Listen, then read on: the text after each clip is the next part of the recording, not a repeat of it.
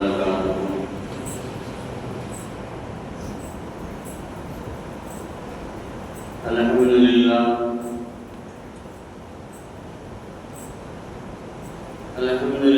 Rabbil Alamin. Wassalatu wassalamu ala sayyidina Muhammadin sallallahu alaihi wasallam wa alihi wa ashabihi ajma'in. Amma ba'du, fa'udhu billahi minash shaitanir rajim. Bismillahir rahmanir rahim. Laysa 'alaykum junahun an tabtaghu fadlan min rabbikum fa idza afadtum min 'arafatin fadhkurullaha 'inda al-mash'aril haram wadhkuruhu kama hadakum wa in kuntum min qablihi lamina ad-dallin. Sadaqallahu mawlanal azim. எல்லா புகழும் அல்லாஹ் ஒருவனுக்கே உரித்தாகட்டும். நம்முடைய நாயகம் சரதாரி ஆலம் ஷபீஉல் முத்னிபீன் ஸல்லல்லாஹு அலைஹி வஸல்லம் அவர்கள் மீதும் அவர்களின் வாழ்க்கை வழிமுறைகளை நம்பிக்கை மாறாது பின்பற்றி வாழ்ந்த உத்தம சத்திய சஹாபாக்கள், தாபிஈன்கள், தபஅ தாபிஈன்கள், நாதாக்கள், ஒலிமார்கள், இங்கே அமர்ந்திருக்கக்கூடிய நம் அனைவர்கள் மீதும் அல்லாஹ்வின் சாந்தியும் சமாதானமும் என்றென்றும் நீங்காமல் உண்டாகட்டுமாக. கிருபையாளர் அல்லாஹ் தஆலா புனிதம் நிறைந்த இந்த ஜும்ஆவினுடைய நன்னாளில் என்ன நன்மைகளை நாடி நாம் இங்கே அமர்ந்திருக்கின்றோமோ அந்த நன்மைகளை பரிபூர்ணமாக சம்பூர்ணமாக அடைய பெற்ற நல்ல மக்கள் கூட்டத்தில் அல்லாஹ் நம்மை எல்லாம் சேர்த்து நல்லருள் பாலிப்பானார். கண்ணியத்திற்குரிய அல்லாஹ்வின் நல்லடியார்களே, புனிதம் நிறைந்த துல்ஹஜ் மாதத்தினுடைய முதல் பகுதியில் நாம் அமர்ந்திருக்கின்றோம். இன்னும் ஒரு சில தினங்களில் அல்லாஹ்வால் நமக்கு சிறப்பித்து சொல்லப்பட்ட அந்த சிறப்பான நாட்களை நாம் எதிர்நோக்கி இங்கே அமர்ந்திருக்கின்றோம். இந்த நாட்களில் நாம் கவனத்தில் கொள்ள வேண்டிய ஒரு சில விஷயங்கள், அரஃபாவினுடைய நோன்பு, தக்பீர் சொல்லுதல், பெருநாள் தொழுகை, அதற்கு பின்னால் குர்பானியினுடைய அமல்கள். இந்த விஷயங்களுக்குள்ளால் நாம் அறிந்து வைத்திருக்கின்ற அந்த விஷயங்களை கவனத்தில் கொண்டு வந்து அந்தந்த நேரங்களில் நாம் செய்ய வேண்டிய அமல்களை மிக சரியாக நாம் செய்கின்ற பொழுது அல்லாஹ் நமக்கு விதித்த அந்த கடமைகளை நிறைவேற்றுவர்களாக அல்லாஹ் நம்மை ஆக்கி வைத்து விடுகின்றான். அரஃபாவினுடைய நோன்பு, அரஃபாவினுடைய நாள், இவைகளை பற்றியெல்லாம் ஒவ்வொரு வருடமும் நாம் சில செய்திகளை நாம் சொல்லிக் கொண்டே வருகின்றோம். அரஃபாவினுடைய இடம், அரஃபாவினுடைய நாள் என்பதை பற்றி எல்லாம் அல்லாஹ் குர்ஆனில் நமக்கு சிறப்பித்து சொல்லுகின்றான். பெருமானார் ஸல்லல்லாஹு அலைஹி வஸல்லம் அவர்கள் ஹதீஸ்களில் நமக்கு சிறப்பித்து சொல்லுகின்றார்கள். இந்த அரஃபா என்று சொல்லக்கூடிய அந்த இடத்திற்கு அரஃபா என்று பெயர் வருவதற்குண்டான காரணம் என்ன? ஒவ்வொரு இடங்களுக்கும் ஒரு பெயர்கள் வருகின்ற பொழுது அதை சுற்றி ஏதாவது ஒரு காரணம் சொல்லப்படும்.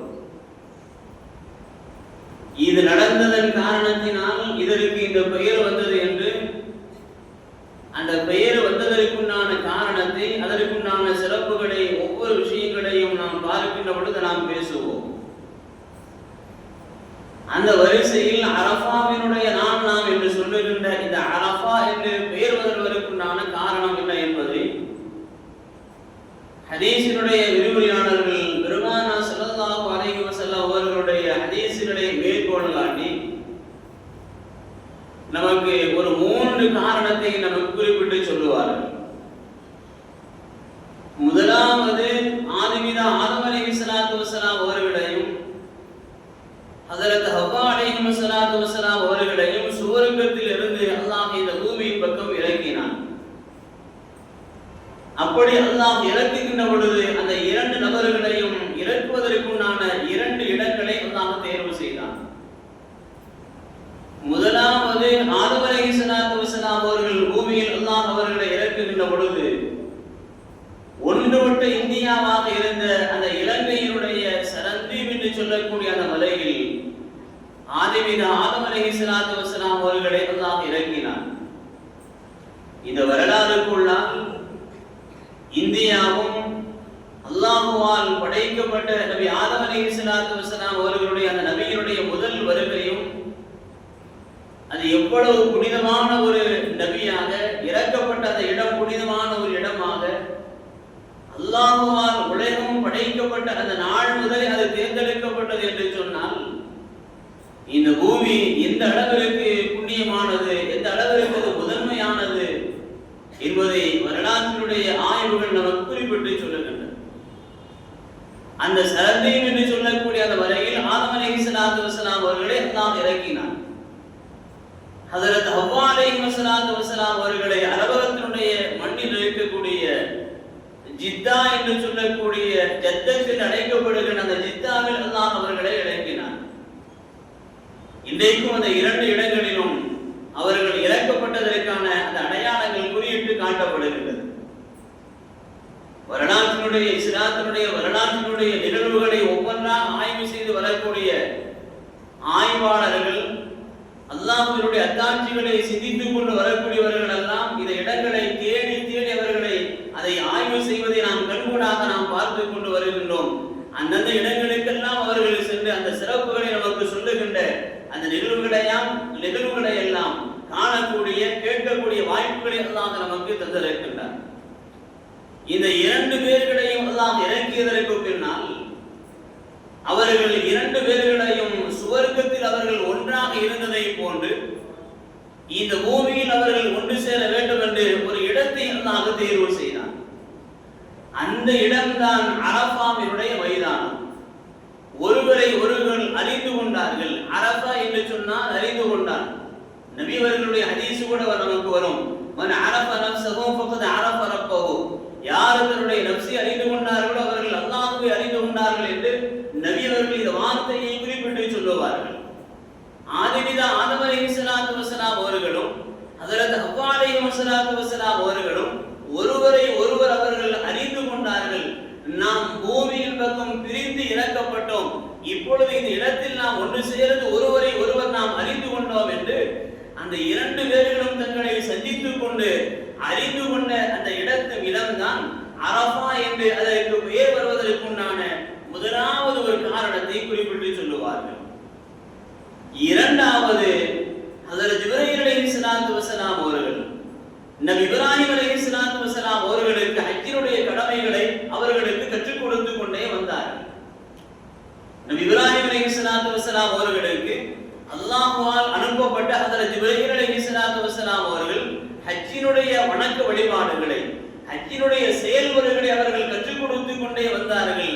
அரஃபாவினுடைய இடத்திற்கு அவர்கள் இருவரும் வந்ததற்கு பின்னால் ஹஜ்ஜினுடைய அந்த செயல்களை இப்ராஹிம் ஹஜ்ரத் ஜிப்ரீல் அலைஹிஸ்ஸலாத்து வஸலாம் அவர்கள் சொல்லிக் கொடுத்து முடித்ததற்கு பின்னால் ஹல் அரஃப்த, நீங்கள் அறிந்து கொண்டீர்களா என்று கேட்டார்கள். நபி இப்ராஹிம் அலைஹிஸ்ஸலாத்து வஸலாம் அவர்கள் சொன்னார்கள், அரஃப்து, நான் அறிந்து கொண்டேன் என்று சொன்னார்கள்.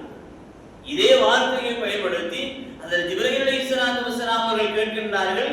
நபி இப்ராஹிம் அலைஹிஸ்ஸலாத்து வஸலாம் அவர்கள் அரஃப்து, நான் அறிந்து கொண்டேன் என்று பதில் சொல்லுகின்றார்கள். இந்த இரண்டாவது நிகழ்வு நடந்த ஒரு இடமாக அந்த இடம் இருப்பதற்கு காரணத்தினால் அதற்கு அரஃபா என்று பெயர் வருவதற்குண்டான ஒரு 2வது காரணம் குறிப்பிட்டு சொல்லப்படுகின்றது. 3வது காரணம், அரஃபாவினுடைய மைதானத்தில் ஆதிகள் எல்லாம் ஒன்று சேர்ந்து அல்லாஹ்விடத்தில் தங்களுடைய பாவங்களை சொல்லி அழுவார்கள். தங்களுடைய பாவங்களை அவர்கள் புரிந்து கொண்டு அழுவார்கள். இஅ்திராஃப், தங்களுடைய பாவங்களை எல்லாம் அல்லாஹ்விடத்தில் சொல்லி அவர்கள் அழுது தங்களுடைய குற்றங்களை அவர்கள் ஒப்புக்கொள்ளுகின்ற ஒரு இடமாக அந்த அரஃபாவினுடைய மைதானம் இருப்பதன் காரணத்தினால் இதற்கு அரஃபா என்று பெயர் வருவதற்குண்டான ஒரு மூன்றாவது காரணமாக குறிப்பிட்டு சொல்லப்படுகின்றது என்று அல்லாஹுவால் நமக்கு அருள்மறையில் சொல்லப்பட்ட அந்த ஆயத்திற்கு விளக்கம் தரக்கூடிய விரிவுரையாளர்கள் தப்சீரை இப்னு கஸீர், தப்சீரை குர்துபி போன்ற பெரும் ஹதீஸினுடைய குர்ஆனினுடைய விளக்க உரைகளில் இந்த வரலாறு இந்த குறிப்பு நமக்கு எடுத்து சொல்லப்படுகின்றது. அரஃபாவினுடைய மைதானம், அரஃபாவினுடைய ஒரு நாள் சாதாரணமான ஒன்று அல்ல. காரணம், பெருமானார் ஸல்லல்லாஹு அலைஹி வஸல்லம் அவர்கள் ஹஜ்ஜினுடைய அமல்களை நமக்கு காட்டி தருகின்ற பொழுது அந்த ஹஜ்ஜினுடைய அர்கான்களில், ஹஜ்ஜினுடைய ருக்குன்களில், சட்டங்களில் நமக்கு அரஃபாவில் தங்குவதுதான் ஹஜ் என்றே நபி அவர்கள் சொல்லுவார்கள். அல் ஹஜ்ஜு அரஃபா என்று 3 தடவை குறிப்பிட்டு விட்டு சஹாபாக்களை சொன்னார்கள். ஹஜ் என்று சொன்னாலே அரஃபாவில் தங்குவதுதான். ஆதலால் அரஃபாவில் தங்குகின்ற அந்த நாள் புனிதமான ஒரு நாளாக ஆக்கப்பட்டிருக்கின்றது என்பதை ஹஜ்ரத் பெருமானார் ஸல்லல்லாஹு அலைஹி வஸல்லம் அவர்களுடைய இந்த ஹதீஸ் நமக்கு விளக்கி சொல்லுகின்றது. பெருமானார் ஸல்லல்லாஹு அலைஹி வஸல்லம் அவர்கள் உலகத்தில் ஆக கெட்ட மனிதர் யாரு தெரியுமா என்று சஹாபாக்களை பார்த்து கேட்பார்கள். உலகத்திலே ஆக கெட்ட மனிதன் நபி அவர்கள் இந்த கேள்வியை கேட்டு சஹாபாக்களுக்கு ஒரு சில நேரங்களில் பல பதில்களை நபி அவர்கள் சொல்லி இருக்கலாம். ஆனால் இந்த நேரத்தில் இந்த இடத்தில் நபி அவர்கள் இந்த அரஃபாவினுடைய மைதானத்தினுடைய சிறப்பை குறித்து சஹாபாக்களுக்கு விளக்கி சொல்ல வருகின்ற பொழுது நபி அவர்கள் கேட்பார்கள், உலகத்தில் ஆக கெட்ட மனிதன் யாரு தெரியுமா? ஒரு ஹாஜி அரஃபாவினுடைய மைதானத்திற்கு அவர் வருகின்றார். அரஃபாவிலே அவர் வருகின்றார். அதிகாலை சுபஹ் நேரம் வருவதற்கு முன்னாலே அங்கே வந்து விடுகின்றார். வந்து அல்லாஹ்விடத்தில் அவர் சுபஹ் தொழுது அல்லாஹ்விடத்தில் துஆ செய்கின்றார். அப்படி அவர் துஆ செய்கின்ற பொழுது தன்னுடைய உள்ளத்தில் என்னுடைய பாவங்களை அல்லாஹ் மன்னிப்பானா, நான் என்னுடைய துஆவை அல்லாஹ் ஏற்றுக்கொள்வானா என்று அல்லாஹ்வினுடைய அருள் ரஹ்மத்தில் நிராசையான கூடிய வார்த்தைகளை யார் சொல்லுகின்றாரோ, இந்த ஹாஜி சொல்லுகின்றாரோ, யார் சொல்லுகின்றாரோ அவர்தான் உலகத்திலேயே ஆக கெட்ட மனிதன் என்று பெருமானார் ஸல்லல்லாஹு அலைஹி வஸல்லம் அவர்கள் இந்த அரஃபாவில் தங்குகின்ற, அரஃபாவில் துஆ செய்கின்ற அந்த சிறப்பை குறித்து நமக்கு இப்படி சொல்லுவார். அரஃபாவிலே வந்ததற்கு பின்னால் அல்லாஹ் நிச்சயம் நம்மை மன்னிப்பான், நம்முடைய துஆக்களை அல்லாஹ் ஏற்றுக்கொள்வான், நம்முடைய பாவங்களை எல்லாம் அல்லாஹ் மன்னிப்பான், நம்முடைய அத்தனை துஆக்களையும் அல்லாஹ் கபூல் செய்வான் என்கின்ற அந்த உறுதியான தீர்க்கமான எண்ணத்தோடு தான் அரஃபாவினுடைய மைதானத்திற்கு ஒரு ஹாஜி வர வேண்டும், அல்லாஹ்விடத்தில் துஆ செய்ய வேண்டும் என்பதை பெருமானார் ஸல்லல்லாஹு அலைஹி வஸல்லம் அவர்களுடைய இந்த ஹதீஸ் நமக்கு உணர்த்தி சொல்லுகின்றது. நபி அவர்கள் துஆவினுடைய சிறப்புகளை, துஆக்கள் எங்கெல்லாம் ஒப்புக்கொள்ளப்படும் என்கிற விஷயங்களை எல்லாம் ஹதீஸ்களில் நிரம்ப செய்திகளை சொல்லுவார்கள்.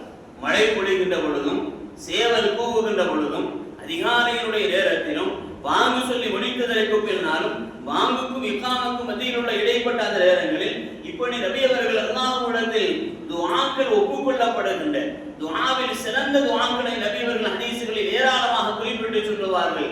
பெருமானார் ஸல்லல்லாஹு அலைஹி வஸல்லம் அவர்கள் அரஃபாவினுடைய அந்த இடத்தை, அந்த நாளை இந்த உம்மத்திற்கு குறிப்பிட்டு சொல்ல வருகின்ற பொழுது கைரு துஆஇ துஆஉ யௌமி அரஃபா, துஆக்களில் சிறந்த ஒரு துஆ எதுவென்று சொன்னார், துஆக்களிலேயே சிறந்த ஒரு துஆ எதுவென்று சொன்னால் அரஃபாவினுடைய இடத்தில் நின்று கொண்டு கேட்கக்கூடிய, அரஃபாவினுடைய நாளில் கேட்கக்கூடிய அந்த துஆ தான் துஆக்களில் சிறந்த ஒரு துஆ என்று ஹஜ்ரத் பெருமானார் ஸல்லல்லாஹு அலைஹி வஸல்லம் அவர்கள் ஹதீஸ்களில் நமக்கு குறிப்பிட்டு சொல்லுவார்.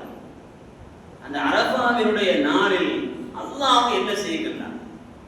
அல்லாஹ்வுடைய அருள் திரு வசனங்களில் நமக்கு ஏராளமான செய்திகள் குறிப்பிட்டு சொல்லப்படுகின்றது. அரஃபாவினுடைய நாளில் நாமும் சில அமல்களை செய்ய வேண்டும். அரஃபாவினுடைய நாளில் நாமும் சில அமல்களை செய்ய வேண்டும். அரஃபாவினுடைய நாளில் அல்லாஹ்வும் சில அமல்களை செய்கின்றார். அதில் ஒரு முக்கியமான ஒரு அமல் என்னவென்று சொன்னால், துனியாவில் இருக்கக்கூடிய அந்த நாட்களில், துனியாவில் இருக்கக்கூடிய அந்த நாட்களில் அந்த ஒரு நாளில் நரகத்திலிருந்து அல்லாஹ் விடுதலை செய்வதை போன்று மற்ற எந்த நாட்களிலும் அல்லாஹ் செய்வதில்லை. அல்லாஹ் இந்த அமலை ஒவ்வொரு அரஃபாவினுடைய நாளிலும் அல்லாஹ் செய்து கொண்டே வருகின்றார்.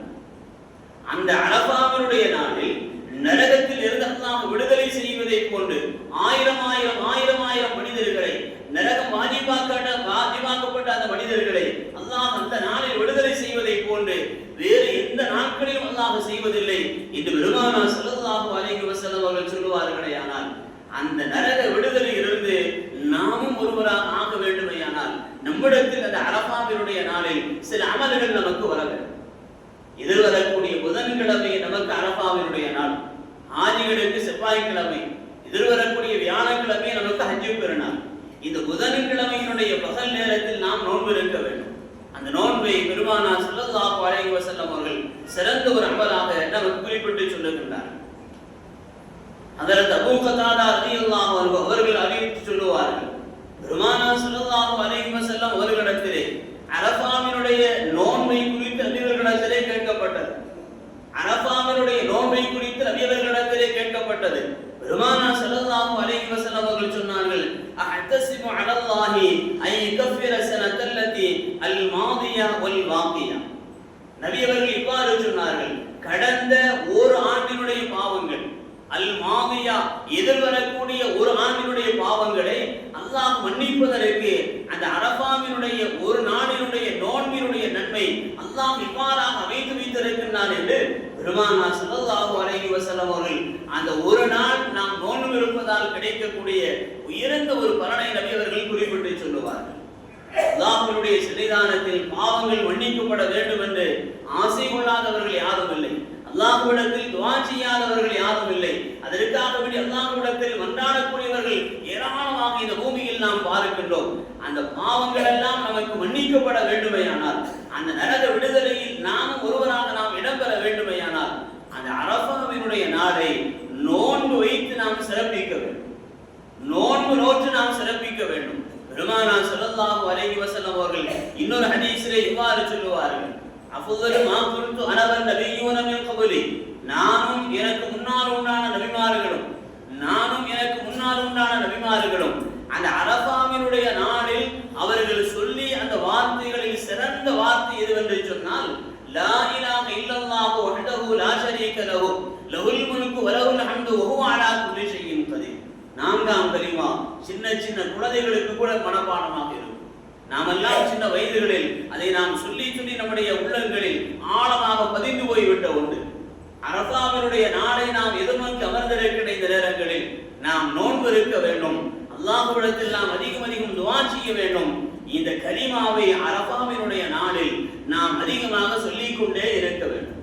நானும் எனக்கு முன்னால் உண்டான நபிமார்களும் அல்லாஹ்விடத்தில் சொல்லி அந்த வார்த்தைகளில் சிறந்த வார்த்தை என்று பெருமானார் ஸல்லல்லாஹு அலைஹி வஸல்லம் அவர்கள் இந்த திக்ரை, இந்த கலிமாவை நமக்கு சொல்லி காட்டுவார்களேயானால், லா இலாஹ இல்லல்லாஹு வஹ்தஹு லா ஷரீக லஹு லஹுல் முல்கு வ லஹுல் ஹம்து வ ஹுவ அலா குல்லி ஷைஇன் கதீர். சாதாரணமான ஒரு திக்ர். இதை நாம் சொல்வதன் காரணத்தினால் அரஃபாவினுடைய அந்த நாளினுடைய சிறப்பை பெற்றவர்களில் ஒருவர்களாக அல்லாஹ் நம்மை ஆக்கி வைத்து விடுகின்றார். அரஃபாவினுடைய நாள், அரஃபாவினுடைய நேரம் அல்லாஹ் நமக்கு சிறந்த ஒரு காலமாக, துஆக்கள் ஒப்புக்கொள்ளப்படுகின்ற ஒரு நேரமாக அல்லாஹ் நமக்கு ஆக்கி தந்திருக்கின்றான். அந்த நாட்களை நாம் நோன்பிருந்து நாம் சிறப்பிக்க கடமைப்பட்டிருக்கின்றோம். பெருமானார் ஸல்லல்லாஹு அலைஹி வஸல்லம் அவர்கள் அரஃபாவினுடைய சிறப்புகளை குறித்து சஹாபாக்களுக்கு பல ஹதீஸ்களில் பல விஷயங்களை நமக்கு சொல்லி காட்டுவார்கள். அல்லாஹ் தஆலா அல்யௌம அக்மல்து லக்கும் தீனக்கும் வ அத்மம்து அலைக்கும் என்று சொல்லி குர்ஆனில் சூரத் மாஇதாவிலே ஒரு வசனத்தை அல்லாஹ் குறிப்பிட்டு சொல்லுவார். 5வது அத்தியாயத்தினுடைய 3வது ஆயத்து, அந்த பெரிய ஆயத்தில் கடைசி பகுதியாக இந்த ஆயத்தை அல்லாஹ் இடம்பெற செய்கின்றான். இந்த நாள், இந்த நேரம் உங்களுக்கு மார்க்கம் பூர்த்தியாக்கப்பட்டு விட்டது. அல்யௌம அக்மல்து லக்கும் தீனக்கும், இந்த நாள், இந்த நேரம் மார்க்கம் உங்களுக்கு பூர்த்தியாக்கப்பட்டு இருக்கிறது என்கின்ற அந்த ஆயத்தை இறக்கிய ஒரு நாளாக அதை அல்லாஹ் குறிப்பிட்டு சொல்லுகின்றான். ஹஜ்ரத் இப்னு அப்பாஸ் ரலியல்லாஹு அன்ஹு அவர்கள் ஒரு யூதருக்கு அருகிலே இருக்கின்றார்கள். ஹஜ்ரத் இப்னு அப்பாஸ் ரலியல்லாஹு அன்ஹு ஒரு யூதனுக்கு பக்கத்திலே அமர்ந்திருக்கின்றார்கள். யூதர்கள் என்று சொன்னால் சொல்ல வேண்டியதில்லை, ஏதாவது பேசாமலேயே சண்டை எடுப்பான், ஏதாவது செய்யாமலே நம்முடைய சொத்தை கொள்ளையடிப்பான். அது அவருடைய இயற்கை குணமாக அமைந்து விட்டது. ஹஜ்ரத் இப்னு அப்பாஸ் ரலியல்லாஹு அன்ஹு அங்கே அமர்ந்திருக்கின்றார்கள். அங்கே ஒரு பக்கத்திலே ஒரு யூதன் அமர்ந்திருக்கின்றான். ஹஜ்ரத் இப்னு அப்பாஸ் ரலியல்லாஹு அன்ஹு அந்த யூதனுக்கு பக்கத்திலே அமர்ந்திருக்கின்ற பொழுது அவன் சொன்னான், ஹஜ்ரத் இப்னு அப்பாஸ் அவர்கள் இந்த ஆயத்தை ஓதி காண்பித்துக் கொண்டே வருகின்றார். அவர்கள் ஓதிக்கொண்டே வருகின்றார். இந்த ஆயத்தை ஓதிக்கொண்டு வருகின்ற பொழுது ஈதுன்னு சொன்னான், இந்த ஒரு வசனம், இந்த ஒரு வார்த்தை மட்டும் எங்களுடைய சமுதாயத்தின் மீது அருளப்பட்டிருக்குமையானால், எங்களுடைய சமுதாயத்திற்கு இறக்கப்பட்டிருக்குமையானால் அந்த நாளை நாங்கள் பெருநாளாக கொண்டாடுவோம் என்று யூதன் ஹஜ்ரத் இப்னு அப்பாஸ் ரலியல்லாஹு அன்ஹு அவர்களை பார்த்து ஏளனமாக சொல்லுகின்ற வகையிலே அவன் சொல்லுகின்றான். ஹஜ்ரத் இப்னு அப்பாஸ் ரலியல்லாஹு அன்ஹு அவர்கள் சொன்னார்கள், உனக்கு வேண்டுமானால் அருளப்படாமலேயே நீ நினைக்கலாம், ஆனால் இயற்கையாகவே அல்லாஹ் எங்களுக்கு அந்த நாளை 2 பெருநாட்களாக அல்லாஹ் எங்களுக்கு அதை அமைத்து தந்து விட்டான். முதலாவது இந்த ஆயத் இறக்கப்பட்டது, இரண்டாவது இந்த நாள் அந்த ஆயத் அருளப்படுகின்ற பொழுது அரஃபாவினுடைய நாளாக இருந்தது, இன்னொன்று அந்த நாளை அல்லாஹ் எங்களுக்கு வெள்ளிக்கிழமையாக ஆக்கி கொடுத்தார்.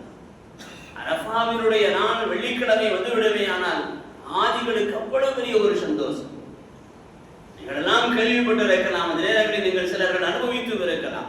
ஒரு அரஃபாவினுடைய நாள் வெள்ளிக்கிழமையாக வந்து விடுமையானால் அவர்கள் அவ்வளவு சந்தோஷத்தில் மகிழ்ச்சியிலே நம்முடைய பாவங்கள் மன்னிக்கப்படுகின்றன, நம்முடைய துஆக்கள் ஒப்புக்கொள்ளப்படுகின்றன, அல்லாஹ் நமக்கு சிறந்த நன்மைகளை தந்து விட்டான் என்று ஆதிகள் எல்லாம் சிலாகித்து சொல்லக்கூடிய மகிழ்ச்சியோடு இருக்கக்கூடிய அந்த நாட்களை நாம் பார்த்திருக்கலாம்.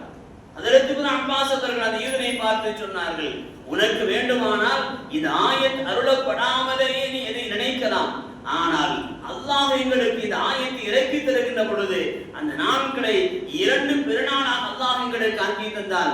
முதலாவது அரஃபாவினுடைய நாள், இரண்டாவது அந்த அரஃபாவினுடைய நாள் இறக்கப்படுகின்ற பொழுது அது வெள்ளிக்கிழமையாக அல்லாஹ் எங்களுக்கு ஆக்கி கொடுத்தான். 2 பெருநாள்கள் சிறந்த ஒரு நாளாக இருக்கின்ற பொழுது இந்த ஆயத்தை அல்லாஹ் இறக்கி தந்தான் என்று ஹஜ்ரத் பெருமானார் ஸல்லல்லாஹு அலைஹி வஸல்லம் அவர்களுடைய உற்ற தோழராக இருந்த ஹஜ்ரத் இப்னு அப்பாஸ் ரலியல்லாஹு அன்ஹு இந்த வரலாறை நமக்கு அறிவித்து சொல்லுகின்றார். அல்லாஹ்வால் நமக்கு சிறப்பித்து சொல்லப்பட்டிருக்கின்ற இந்த அரஃபாவினுடைய நாளில் நாம் நோன்பு இருக்க வேண்டும், அல்லாஹ்விடத்தில் இந்த கலிமாக்களை சொல்ல வேண்டும். அப்படி சொல்லுகின்ற பொழுது அல்லாஹ் இன்னொரு அமல்களையும் இந்த பூமியிலே அல்லாஹ் நிகழ்த்துகின்றான். துனியாவினுடைய வானத்தின் பக்கம் அல்லாஹ் இறங்கி வருகின்றான். அரஃபாவினுடைய நாள் வருகின்ற பொழுது துனியாவினுடைய வானத்தின் பக்கம் அல்லாஹ் இறங்கி வருகின்றான். முதல் வானத்திற்கு அல்லாஹ் இறங்கி தன்னுடைய அருள் நிஅமத்துகளை எல்லாம் இந்த பூமியின் மீது அல்லாஹ் சொரிந்து, இந்த பூமியில் நடமாடுகின்ற அந்த மக்களின் மீது அல்லாஹ் சொரிந்து அவர்களுடைய நிலைகளை எல்லாம் பார்த்து அல்லாஹ் தஆலா சந்தோஷம் கொண்டு அந்த அடியார்களுடைய பாவங்களை எல்லாம் அல்லாஹ் மன்னிக்கின்றான் என்கின்ற நிகழ்வை சொல்லுகின்ற பொழுது அல்லாஹ் தஆலா மலாயிகத்துமார்களை பார்த்து சொல்லுவான், என்னுடைய அடியார்களை பாருங்கள், அரஃபாவில் என்னுடைய அடியார்களை பாருங்கள், அவர்கள் தங்களுடைய உடம்பிலே தூசி நிறைந்தவர்களாக, அவர்கள் தங்களுடைய வாகனங்களில் மெலிந்தவர்களாக, தங்களுடைய வாகனத்தில் அவர்கள் மெலிந்தவர்களாக தொலைதூரமான பிரயாணத்தில் இருந்து இந்த இடத்திற்கு அவர்கள் வந்திருக்கின்றார்கள். அவர்கள் சொல்லக்கூடிய தல்பியாவை நீங்கள் கேட்டீர்களா, அவர்கள் சொல்லக்கூடிய தக்பீரை நீங்கள் கேட்டீர்களா என்று மலாயிகத்துமார்களிடத்தில் அரஃபாவினுடைய நிகழ்வை குறித்து அல்லாஹ் தஆலா சிறப்பித்து சொல்லிவிட்டு அல்லாஹ் சொல்லுவானாம், இந்த அடியார்களுடைய பாவங்களை எல்லாம் நான் மன்னித்து விட்டேன், இந்த அடியார்களுடைய பாவங்களை எல்லாம் நான் மன்னித்து விட்டேன் என்று சொல்லுகின்ற பொழுது மலாயிகத்துமார்கள் அல்லாஹ்விடத்திலே கேட்பார்கள், யா அல்லாஹ், அந்த நாளில் அவர்கள் அமல் செய்தார்கள், அவர்களை நீ மன்னித்தாய், ஆனால் இன்னொரு இடத்திலே பாவங்களை செய்து கொண்டிருந்தார்களே, இன்னொரு இடத்திலே இப்படிப்பட்ட பாவங்களை எல்லாம் அவர்கள் செய்து கொண்டிருந்தார்களே என்று அந்த மலாயிகத்துமார்கள் கேட்கின்ற பொழுது அல்லாஹ் சொல்லுவான், அவர்களுடைய பாவங்களையும் நான் மன்னித்து விட்டேன், அவர்களுடைய பாவங்களையும் நான் மன்னித்து விட்டேன் என்று அல்லாஹ் சொல்லிக் கொண்டிருப்பதாக ஹஜ்ரத் பெருமானார் ஸல்லல்லாஹு அலைஹி வஸல்லம் அவர்கள் சொல்லுகின்ற இந்த ஹதீஸை ஹஜ்ரத் ஜாபிர் ரலியல்லாஹு அன்ஹு நமக்கு அறிவித்து சொல்லுகின்றார்கள். இப்படி அல்லாஹ்வால் நமக்கு சிறப்பித்து சொல்லப்பட்ட அந்த சிறப்பான நாட்களை நாம் எதிர்நோக்கி அமர்ந்திருக்கின்றோம். எதிர்வரக்கூடிய புதன்கிழமை அரஃபாவினுடைய நாள், அந்த நாளினுடைய சுபுகிலிருந்து தக்பீர் சொல்ல வேண்டிய கடமை நமக்கு இருக்கின்றது.